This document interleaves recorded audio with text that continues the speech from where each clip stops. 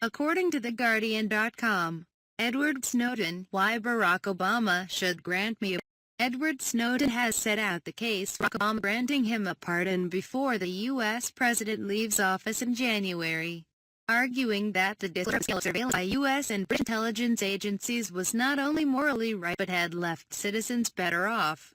The U.S. whistleblower comments, made in an interview with The Guardian, came as supporters in his U.S. lawyer stepped up a campaign for a presidential pardon. Snowden is wanted in the U.S., where he is accused of violating the Espionage Act and faces at least 30 years in jail.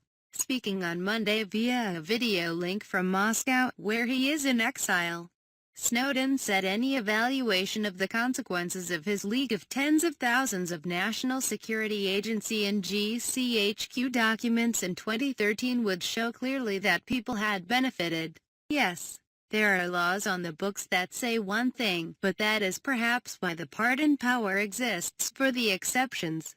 For the things that may seem unlawful in letters on a page, but when we look at them morally, when we look at them ethically, when we look at the results, it seems these were necessary things. These were vital things, he said. I think when people look at the calculations of benefit, it is clear that in the wake of 2013 the laws of our nation changed. The U.S. Congress, the courts and the president all changed their policies as a result of these disclosures. At the same time, there has never been any public evidence that any individual came to harm as a result. Although U.S. presidents have granted some surprising pardons when leaving office, the chances of Obama doing so seem remote. Even though before he entered the White House he was a constitutional lawyer who often made the case for privacy and had warned about the dangers of mass surveillance. Obama's former Attorney General Eric Holder, however, gave an unexpected boost to the campaign for a pardon in May when he said Snowden had performed a public service. The campaign could receive a further lift from Oliver Stone's film, Snowden, scheduled for release in the U.S. on Friday. Over the weekend, the director hoped the film would help shift opinion behind the whistleblower and added his voice to the plea for a pardon. Ahead of general release, the film will be shown in 700 cinemas across the U.S. on Wednesday, with plans for Stone and Snowden to join in a discussion afterwards via a video link. In his wide-ranging interview, Snowden insisted the net public benefit of the NSA leak was clear. If not for these disclosures, if not for these revelations, we would be worse off, he said. In Hong Kong in June 2013, when he had passed his documents to journalists, Snowden displayed an almost unnatural calm, as if resigned to his fate. On Monday he said that at that time he expected a dark end in which he was either killed or jailed in the U.S. More than 3 years on, he appears cheerful and relaxed. He has avoided the fate of fellow whistleblower Chelsea Manning, who is in solitary confinement in the U.S. Snowden is free to communicate with supporters and chats online late into the night. His 2.3 million followers on Twitter give him a huge platform to express his views. He works on tools to try to help journalists. He is not restricted to Moscow and has traveled around Russia. And his family in the U.S. have been to visit him. But Snowden still wants to return to the U.S. and seems confident, in spite of all the evidence to the contrary, that it will happen. In the fullness of time, I think I will end up back home, he said. Once the officials, who felt like they had to protect the programs, their positions, their careers, have left government and we start looking at things from a more historical perspective, it will be pretty clear that this war on whistleblowers does not serve the interests of the United States. Rather, it harms them. Snowden attracts lots of conspiracy theories. Early on, he was accused of being a spy for China and then a Russian spy. In August, a cryptic tweet followed by an unusual absence prompted speculation that he was dead. He said he had simply gone on holiday. There had also been rumors that his partner, Lindsay Mills, had left him, which would have been embarrassing as their romance occupies a large part of the Stone film. Snowden said, "She is with me and we are very happy."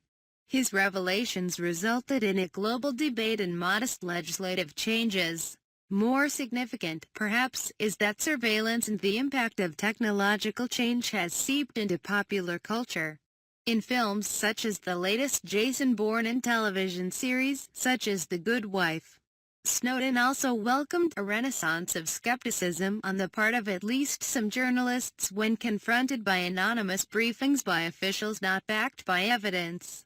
He warned 3 years ago of the danger that one day there might be a president who abused the system.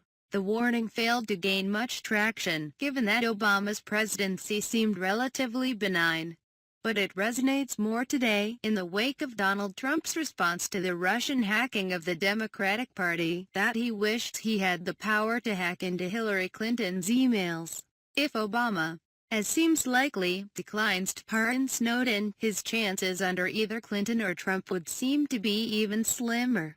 He described the 2016 presidential race as unprecedented in terms of the sort of authoritarian policies that are being put forward.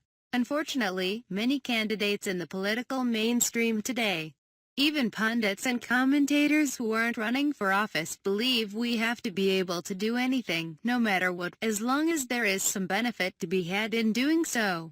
But that is the logic of a police state. He is even less impressed by the British Prime Minister, referring to Theresa May as a sort of Darth Vader in the United Kingdom, whose surveillance bill is an egregious violation of human rights that goes far further than any law proposed in the Western world. Snowden was initially berated by opponents for failing to criticize the Russian President, Vladimir Putin, but he has become increasingly vocal. It is a potentially risky move, given his application for an extension of asylum is up for renewal next year. So why do it? Well, it would not be the first time I have taken a risk for something I believe in, he said. This is a complex situation. Russia is not my area of focus. It is not my area of expertise. I don't speak Russian in a fluent manner that I could really participate in and influence policy. But when something happens that I believe is clearly a violation of the right thing, I believe we should stand up and say something about it. My priority always has to be my own country rather than Russia. I would like to help reform the human rights situation in Russia, but I will never be well placed to do so relative to actual Russian activists themselves. Might he end up as part of a U.S.-Russian prisoner exchange, with Putin possibly more amenable to the idea if Trump was in power? There has always been the possibility that any government could say, well, it does not really matter whether it is a violation of human rights, it does not really matter whether it is a violation of law, it will be beneficial to use this individual as a bargaining chip.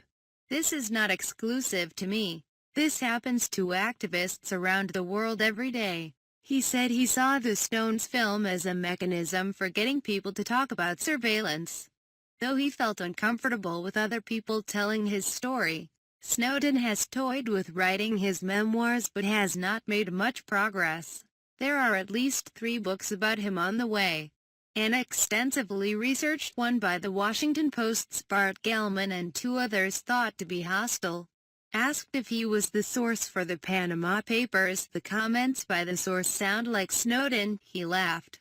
He praised the biggest data leak in history, adding that he would normally be happy to cloak other whistleblowers by neither denying nor confirming he was a source, but he would make an exception in the case of the Panama Papers. I would not claim any credit for that. For someone who has spent his life trying to keep out of the public eye, he has now appeared in a Hollywood movie and an Oscar-winning documentary, and several plays, including Privacy, which just ended a run in New York and in which he has a part alongside Daniel Radcliffe. It was an alarming experience for me. I am not an actor. I have been told I am not very good at it. But you know, if I can try and maybe it will help. I will give it my best shot. For Snowden, his campaign for a pardon, even if forlorn, offers a chance to highlight his plight, and he expressed thanks to all those who are backing it. He also said he hoped that after the fuss of the movie he could finally fade into the background. I really hope it is over, he said. That would be the greatest gift anyone could give me. Support The Guardian's fearless, independent journalism by making a contribution or becoming a member. Thanks for watching. Do not forget to like, subscribe and share with your friends. Thanks for your support.